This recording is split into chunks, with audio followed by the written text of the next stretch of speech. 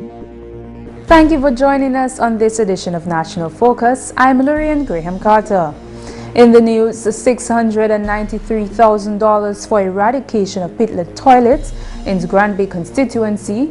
Venezuela recognizes International Women's Day in Dominica, and Newtown Primary observes Literacy Week 2017. Stay with us for details of these and other stories after this. Introducing the Government of Dominica Internal Directory mobile app, available for download from the Google Play Store, One Mobile Market, and the Government of Dominica's website. Access to all ministries and sub-departments' phone, email and office addresses and websites. Simply select a ministry and the sub-department. You can dial directly from the app or save the numbers to your phone contacts. It's convenience at your fingertips. Is my passport ready for pickup? Good. It really works. Download the Government of Dominica Internal Directory mobile app today. Thank you for staying with us. On Wednesday, contracts were signed for almost $700,000 to construct washroom facilities in the Grand Bay constituency. Honorable Parliamentary Representative for the Grand Bay constituency, Justina Charles, met with council members and builders to sign contracts for washrooms specifically in Grand Bay and Tetmon areas. The initiative to eradicate pit latrines began over 2 years ago under the Dominica Labour Party administration's Housing Revolution and Sanitation Program. Honorable Charles considers this a proactive step taken by the Honorable Prime Minister Dr. Roosevelt Skerrit, since soon after the United Nations also declared war on pit toilets globally. On Wednesday, the Grand Bay MP gave details about the most recent project. What will happen is we will be signing contracts to the tune of $693,000. We have only 6 contractors for the Grand Bay constituency. For Grand Bay proper, we also have 5 contractors to sign in Tetmon. Because what we have done is we have distributed the money so that too much of one funds is not sitting in one council. So we've distributed the funds, so Tetmon will be administering some of the funds and Grand Bay will be doing some. Tetmon Council will be administering 33 washrooms and Grand Bay will be doing 29. Now, of the 33 that Tetmon will be administering, only 11 is for Tetmon area, Tetmon Grand Colibri. A total of 62 washroom facilities will be constructed by government, and an additional few will receive assistance to complete their washrooms. Honorable Charles gave a breakdown of cost and specifics of the project. The standard cost for every washroom, as given by the Department of Housing, is $11,000. To include the $11,000 include the purchase of material, it includes transportation, it includes construction of the washroom and septic tank, it includes plumbing, labor, and we are hoping that we can also incorporate tiling in it. And we will deal with the contractors and a one-one to deal with the tiling situation. You may find where some people may realize some savings because some people probably have done their septic tank, and so you do not have to do that. Some people, based on the landscape of the area, you might realize some savings. So we are hoping that that savings can come in to assist the people with the tiling of just the bathroom. She explained that in the past, the council was given the money and was tasked with the responsibility of purchasing material and paying for labor, which was challenging. This time, things will be done differently. You as the contractors have a responsibility to purchase the material. So you are going to purchase the material, and it means therefore we're going to cut down on waste. Definitely, that is one area we're going to cut down on waste. Because you have a time frame, you will be doing it more expeditiously. You will try your best to do it within the time frame that you have to do it. We expect that if there is material from one structure, you can always move it to another. So it means therefore you have a greater responsibility to the material that you purchase. Outside of that, you will be the one suffering because you will lose out. So you have to take full responsibility for ensuring that you complete the washroom and you hand over to the council or to the PAL rep or to the beneficiary the key to the washroom. She is reminding the families and individuals who will be receiving bathrooms their responsibility in the execution of the project.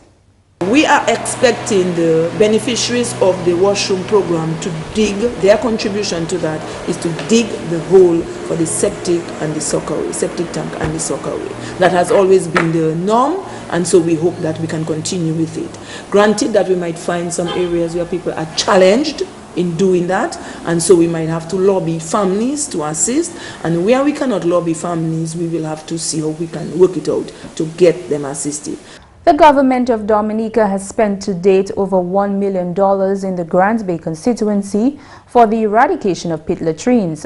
To meet government's goal, a total of $1.7 million will be required to meet the needs of nearly 200 homes without indoor plumbing. In other news, students of the Newtown Primary School have been participating in literacy-themed activities throughout the course of the week as the school celebrates Literacy Week 2017. Roy Laird, teacher at the Newtown Primary School, spoke to JS News on Thursday. Our theme this year is improving literacy through partnership. On Monday, we had a grand opening of our library. Tuesday, we had Literacy Games Day. Yesterday, we had people from outside as well as parents coming to read to the children. Today, we have class competitions among the teachers. On Friday, to end the week, we have a grand rally and a closing ceremony at Harlem Plaza. She highlighted the level of importance the school places on literacy. We think that literacy is very important, and it gives the children a wider variety to see the importance of literacy if we stretch it over a week than one day. A unique aspect of Literacy Week at the school was the addition of classroom competitions. The classroom competitions is a way of encouraging the teachers to make their classroom look nice. And by nice, I mean putting up the students' work, making posters, and getting the children involved as well in making their classroom beautiful. When asked on the response of students, she had this to say. They love the week, especially yesterday when we had the people coming to read to them. The opening of the library, they cannot wait for library to, the process to open and for them to come and get books and stuff like that. The Newtown Primary School teacher expressed her thanks to the non-profit organization Hands Across the Sea for the installment of the new library. I had a very good relationship with Hands Across the Sea, with Miss Harriet and Tom Linsky. I wrote to them and I asked them for books and other reading materials for our library, and they got a sponsor through Sandals, Jamaica, and ever since they've been helping me with the painting, with the books, with the materials, and I'm so grateful for them. We have a wide variety of books. We have books for the boys, books for the girls, we have religious books, we have African American books, we have books about mysteries, books about adventures. We have our reference section where the children can come and research for their homework. Not everyone that has the access to internet, especially at our school. So for those especially who can't get the internet access, we offer them the library, and even those that do get the internet access, they're interested in coming here to do their research, I guess because of the atmosphere. The Dominican Chinese government signed a $6 million contract for the new school in October 2013 under a grant for the Chinese government. The school was officially handed over on Wednesday, January 20th, 2016. And finally, before the break, the Embassy of the Bolivarian Republic of Venezuela in the Commonwealth of Dominica on Wednesday recognized International Women's Day. International Women's Day, recognized on March 8, 2017, was celebrated under the theme, Be Bold for Change. Established by the United Nations, International Women's Day is geared towards raising awareness on the fight for a more gender-inclusive world and to highlight the influential work and roles of women around the world. A ceremony held at the Venezuelan Embassy under the theme Women in the Changing World of Work, Planet 50/50 by 2030 was attended by the Honorable Minister for Gender Affairs, Lady Catherine Daniel, Ambassador of Venezuela to Dominica, Hayden Pirela Sanchez, Director of Petrocaribe, Henry Blanco, British High Commissioner in Dominica, Consul Tina Alexander, and other members of the Venezuelan Embassy in Dominica. In addressing the ceremony, Honorable Minister for Gender Affairs Lady Catherine Daniel assured those present that the government and people of Dominica remain committed to the achievement of gender equality. She shared that substantial social and economic progress can only be realized when all members are given equal opportunity to reach their full potential. The government and people of the Commonwealth of Dominica hold on enduring commitment to the achievement of gender equality and equity within our nation and recognize the substantial economic and social progress that can be achieved if all members of our society are treated with respect and given a chance to reach their potential. State agencies and non-state institutions continue to cooperate closely in collective attempts to stamp out the insidious scourge of domestic violence. The minister commended the women of Dominica for the positive growth that has been made in several areas over the past few years. Honorable Daniel highlighted some of these areas where Dominica women have been empowering themselves. The Dominican women have to be commended for their strides in bettering themselves and really taking the bull by the horn. Some of the areas in which they do that, access to education and employment for women continues to be a commendable feat.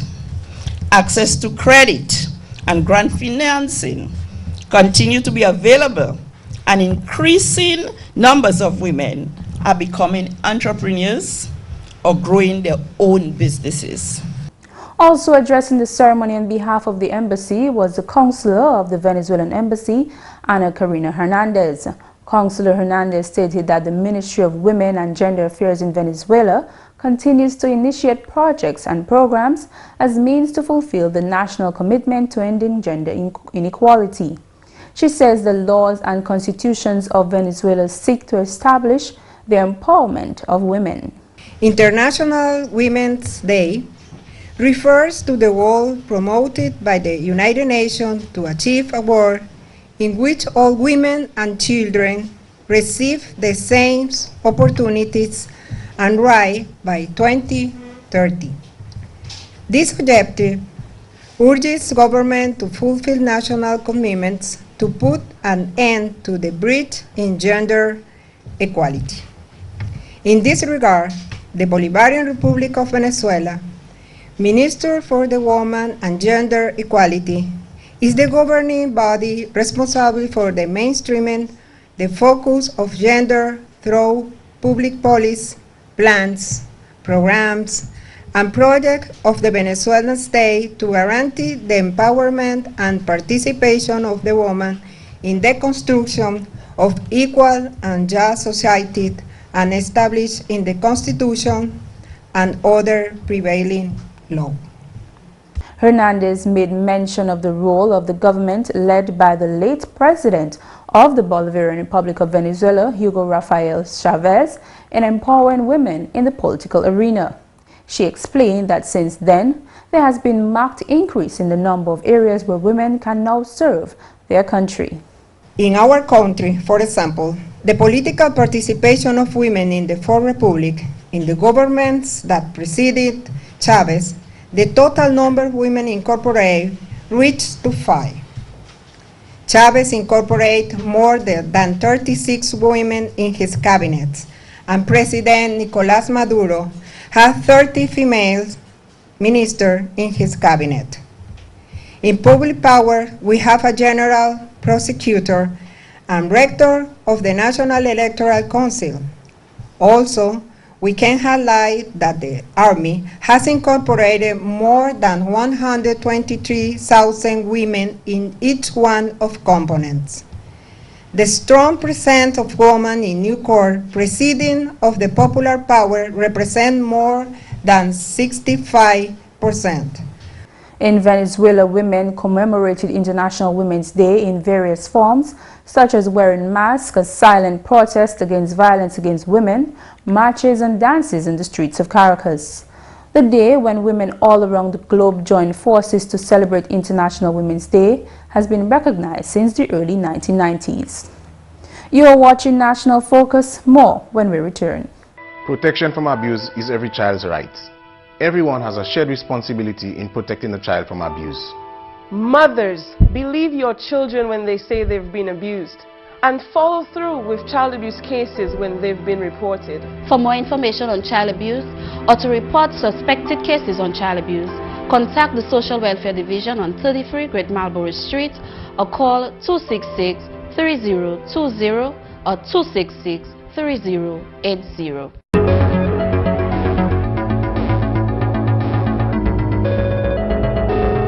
Welcome back. The Dominica Festivals Committee on Wednesday announced the winners for this year's Mass Dominique Road Parades. Dominica's annual carnival celebrations, dubbed Mass Dominique, is a pre-Lenten festival which takes place in February or March. It is one of the most festive seasons in Dominica and includes events and elements such as Sansei costumes, lapo cabaret, drumming, stilt walking, and a number of street parades. At a DFC press conference, consultant Val Coffey announced winners for Best Float, flag wavers, and other elements of Carnival Monday. The Dominica Air and Seaports Authority captured the winning title for the Best Float, with the National Youth Council and Springfield Trading coming in second and third place respectively. From the flag wavers cheerleaders group entertaining revelers on Carnival Monday, the National Bank of Dominica flag wavers won first prize for their performance. The One Love cheerleaders came second. Third place title was taken by the exclusive dancers. Other categories and winners announced included Lapo Cabaret with the largest following at 4 a.m. Daly's Lapo Cabaret Best Individual Male Ian Michael Anthony, Best Juve Band Friendship Crew, Longest All Mass Group Friendship Crew, Best Juve Costume Group Legged Right, Lapo with the most Lavway Newton Lapo Cabaret Special Prize Costume Gang, Bollywood Bacchanal Best in Theatrical Group Massacre Crew, Best Creative Individual Andy Carter, Best Sensei Alisa and Kayla Lita, and Special Award Form Invasion Jabois. The cast of Bruce Negmawa was announced to be the winners of the Old Mass Parade held on Carnival Monday. Second place went to the Good Old Black Devils, while the Kalinaga group came in third. Coffey also announced the winners for the costume and t-shirts band for Carnival Monday. The judges awarded the band of the year for the primary school. It's the Sansouve Primary School. Second place, the Pioneer Preparatory School. And the third place, the Roosevelt Douglas School. The children's king of the band went to Sansouve Primary School. The children's queen of the band went to the Pioneer Preparatory School. The best primary school in the t-shirt category, judges awarded first place to St. Martin Primary School. Second place is St. Luke's Primary School. And the third place, the Massac Primary School. The judges awarded for the best primary school float of the year went to the Sansouve Primary School, second place to the St. Mary's Primary, and the third place to the Roosevelt Douglas Primary School. Best secondary school float of the year went to the Cassibrew Secondary School, and the second place went to the Goodwill Secondary School. Chairman of the Dominica Festivals Committee, Gerard Kuzlatrig, announced the winners for Carnival Tuesday street parades. The adult band of the year went to Agriculture Steelworkers. It's a dancer, heartbeat, and experienced Dominic Kidu. Second place went to Old Time Sick. There was no third place. Adult king of the band went to the Agriculture Steelworkers and the queen of the band as well. The judges decided that to give a special prize to the largest costume band. They gave it to Hysteria, and a special prize to the most colorful band. Coffey encouraged the bands to already begin preparations for next year, as this will ensure a bigger and better carnival in 2018. We're hoping that these bands and organizations will get ready as early as possible for 2018, start thinking at this point how best you can make the carnival bigger and better your bands and be more organized and to get ready to provide Dominica with a wonderful spectacle for 2018. We are also hoping that all retired bands will come out of retirement and will make themselves readily available for Dominica's Carnival 2018 as we count down to big and better things. The Dominica Festivals Committee will soon hold a press conference intended as the post-mortem of Mass Dominic 2017, where the prizes will be given to the winners of all events. The press conference will also allow for participants in events such as the Miss Dominica Queen Show to voice their views and answer questions on the Real Mass 2017. And finally, this news time, the Dominica State College Literary and Debating Society has emerged a winner of the first Windward Islands debate competition. Almira Lewis, Nicole John-Louis, Enola Vital, Daniel Panthe and Marianne Manuel represented Dominica at the Sir Arthur Lewis Community College in St. Lucia from Friday, March 3rd to Saturday, March 4th, 2017. Accompanied by coach and advisor of the Dominica State College Literary and Debating Society, Truding Christian, Jazz News spoke to Christian on Wednesday. The Literary and Debating Society typically takes part in local debates, in school debates, and Dr. Esprit, who is the registrar, and Dr. Eugene visited Medgar Evers College in New York last summer, and there was talk about starting a Windward Islands debating competition, since the Leeward Islands debating competition has been ongoing for 45 years. So some stakeholders at a session that they were at Medgar Evers College started to conceptualize a Windward Islands debating competition. And of course, Dr. Eugene and Dr. Esprit felt that the Dominica State College should take part, and so they communicated that information to me, and then I started to spread the news among the members of the Literary and Debating Society, and of course we were very interested in taking part. She noted that the organizers stated that the aim of the debating competition was to reinforce the multidisciplinary approach which is needed to assess the needs of Caribbean societies and nurture critical thinkers who will help shape the democratic societies of the Caribbean region. Christian commented that preparations for the competition was intense. The preparation was very intense. The debate was meant to involve four schools from each Windward Island, Dominica, St. Lucia, St. Vincent and Grenada, and we chose topics. Each island submitted topics that they would like in the debate, and we chose 3 topics, and that decision was made in December, early December. After the topics were chosen, we had an audition session at the Dominica State College with students who would be interested in participating in the debate, and we chose our team of 4. And after that, the students were each assigned a mentor. So I have past students who were debaters themselves, so I assigned each student 1 or 2 mentors, and then they started doing their research and their preparation. So they did that throughout the month of January, and then February was dedicated to us practicing delivery. So we researched in January, and February we practiced delivery, and by March we were ready to go. The Agricultural, Industrial and Development Bank, AIDS Bank, the University of the West Indies Open Campus site and the Grand Bay Cooperative Credit Union all contributed towards the team participating in the competition. It was difficult, of course. The debate happened right after the carnival season, and so a lot of people had already promised sponsorship to DSC's Mass Jamboree. So it was difficult to source funding. However, the Aid Bank came through for us in giving us some sponsorship, as well as the Grand Bay Credit Union, and the staff of UE Open Campus also did a collection for us, and so we got some sponsorship towards the end, but it was a difficult process to get sponsorship to facilitate us going to the trip. And the Dominica State College also paid some money for the travel expenses of the students. The lecturer described the process of the competition.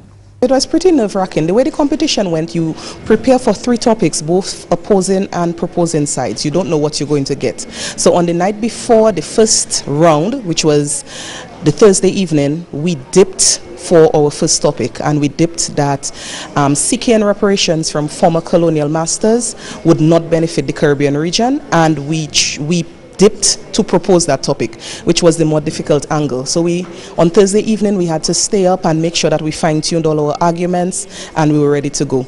The Friday, it was considered the semi-final round, and Dominica was up against St. Lucia, who was the host country. So of course all the support was with St. Lucia and not with Dominica, and they defeated St. Lucia in that first round. Then on the evening of the Friday, we dipped again for the topic for the second round, the final round, and we got that economic citizenship programs are the best route to economic prosperity for small island developing states, and we picked the opposing side. Of course all this is done for a dip, so we don't, we don't have any choice in the matter.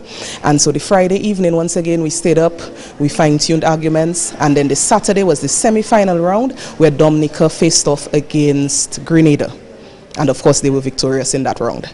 Miss Almira Lewis, who won Best Speaker and Best Overall Speaker, shared her experience at the competition. Seeing that I am president of the Debate Society, it was indeed a pleasure to have been chosen, first of all, to debate, and secondly to just be on the winning team, because it was very nerve-wracking. We put a lot of practice into it. We missed Carnival Monday and Tuesday. I felt sick practicing, so it was a lot of work and effort that we put into it. So I believe that whenever you put work and effort, in the end the blessings follow. So we have seen and we are seeing the blessings of our hard work. She believes that being a part of an organization such as the DSC Literary and Debating Society has many benefits for young people. Being a part of the Debating Society is a very good thing, because you get to practice public speaking and you get to learn how to communicate with people, not just verbally but even for non-verbal communication, because we've learned that even the way we sit before we approach the podium to debate says a lot about us to the judges. I clearly recall in St. Lucia one of the judges saying that the way that the Dominicans sat at their table even before approaching the podium was what stood out to them, because we sat there with confidence, like we knew what we were going to say and we were just coming to say it. So it teaches you how to be a good communicator. It teaches you how to just deal with people from different places and cultures, because I learned a lot about the other countries. Like Grenada has its own soca, St. Lucians, well, we're not that different, but I learned that we have a lot of differences. So you learn about other people and you just get to be better able to communicate with them. Student Anola Vital also shared her experience. It was a really good experience for me. I think I learned so much in so many different areas. I learned from Miss Christie and my mentors. Watching other debaters, that's very important. And one of the most important things which I learned was more things about the Caribbean, topics that are very relevant to us. I was not fully aware of them until I started to research and read up about how it affects the Caribbean and the people in the Caribbean who are working towards achieving different things on an international and regional scale. The other two participating colleges were the St. Vincent and the Grenadines Community College and the T.A. Marisho Community College, representing Grenada. The Dominica team will debate the Leeward Island winner, Nevis, in the coming months. And that's all for the news. Coming up, tips on complaining successfully as a consumer. Here are some tips on being a vigilant consumer and filing complaints. Assemble all your facts. Have receipts and other documents containing vendor name, address, telephone number, and date of transaction. Description of item and the cost. Complain promptly as soon as you realize that you have a defective good or receive substandard service. Do not wait for product warranty to expire. Call, visit, or write. Be respectful when you complain to a vendor. Explain yourself clearly. Ensure you have information to refer to. Speak precisely and clearly when presenting your case. Stay cool. Be polite and calm. Don't raise your voice or lose your temper. And that's all for this edition of National Focus. We always welcome your suggestions and comments. Drop us an email at gis@dominica.gov.dm or visit our website news.gov.dm. Like our Facebook page, facebook.com/GISNewsDominica, and follow our Twitter at GISDominica. You can also catch up on past National Focus newscasts on our GIS Dominica YouTube channel. From all of us here on the GIS News production team, I'm Lurian Graham Carter. Thanks for watching and join us again next time on National Focus.